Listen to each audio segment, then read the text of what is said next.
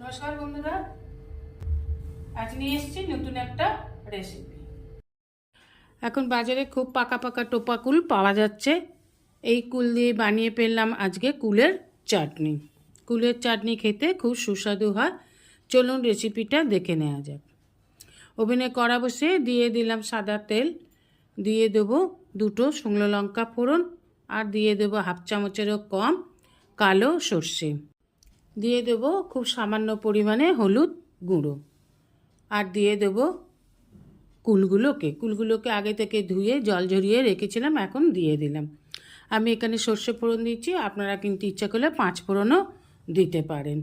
এবার ভালোভাবে কুলগুলোকে নেড়ে চেড়ে একটু ভাজা করে নেব। খুব একটা ভাজবেন না, তাহলে কুল খুব তাড়াতাড়ি কালো হয়ে যাবে, ভালো লাগবে না। তাই হালকা একটু ভেজে নিতে হবে। ঠিক এই রকমই একটু ভেজে নিতে হবে যাতে কালারটা এই রকমই থাকে। দিয়ে দিলাম পরিমাণ মতন জল,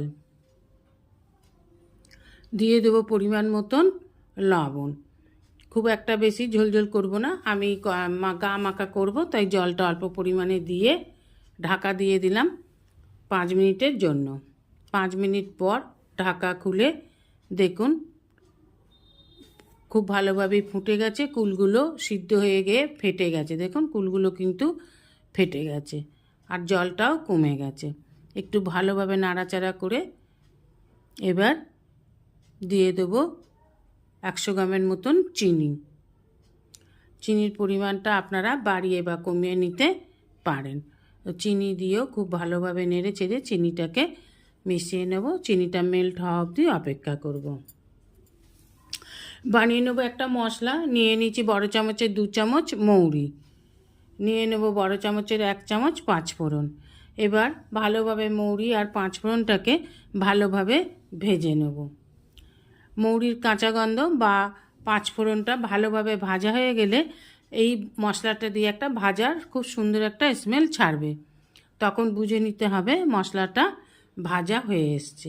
দিয়ে দেবো একটা শুকনো লঙ্কা, স্মেলটা খুব ভালো হবে, এই জন্য দিয়ে দিলাম আবার একটা শুকনো লঙ্কা। দেখুন মশলাটা লালচে হয়ে এসছে, মানে মশলাটা ভাজা হয়ে এসেছে।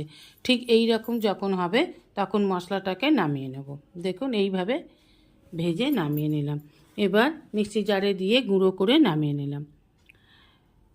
এবার এটা হয়ে এসেছে, চিনি দেওয়া হয়ে গেছে। এবার এই ভাজা মশলাটা দিয়ে দেব বড় চামচের 1 চামচ, দিয়ে খুব ভালোভাবে মিশিয়ে নেব।